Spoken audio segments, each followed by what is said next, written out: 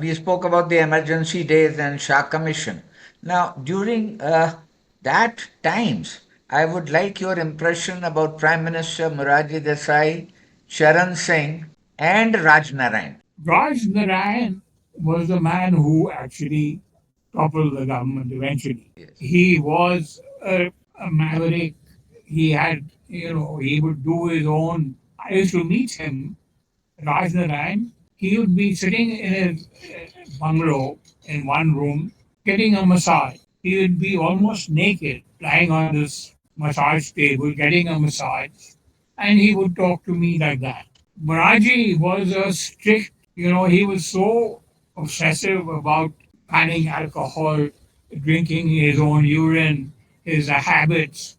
He was a obsessive, compulsive, obsessive kind of personality. Sermonizing. He was very aloof, sermonizing, very aloof, very, and his roots were Bombay. He had very little, knowledge about Delhi politics, how things work here. Charan Singh was a Jat leader who had come from, who had that very rural kind of image and rural.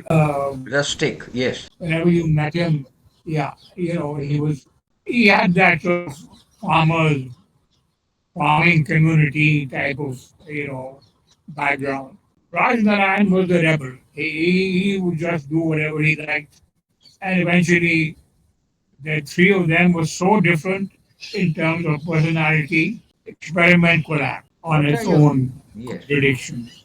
Now, we spoke about Rajiv Gandhi, but before that, we come to Mrs. Indira Gandhi's assassination. What are your memories of those few days of Delhi? Okay, so I remember we used to we used to have people in the and people R.K. Dhawan and people like that. George was then Rajiv Gandhi's personal assistant. Yes. We knew them, so we would get daily updates on what her program was for that day, where she was going to be, in case we wanted to, go. That day, she was she walked out to her lawn to have an interview making that film on Gandhi. Filmmaker, yeah. So he needed her, yes. So he needed her permission to shoot during the emergency. He needed funding, which she provided. Indian government gave $6 million to to Mr. Raganberg to produce. Of course, he recovered it.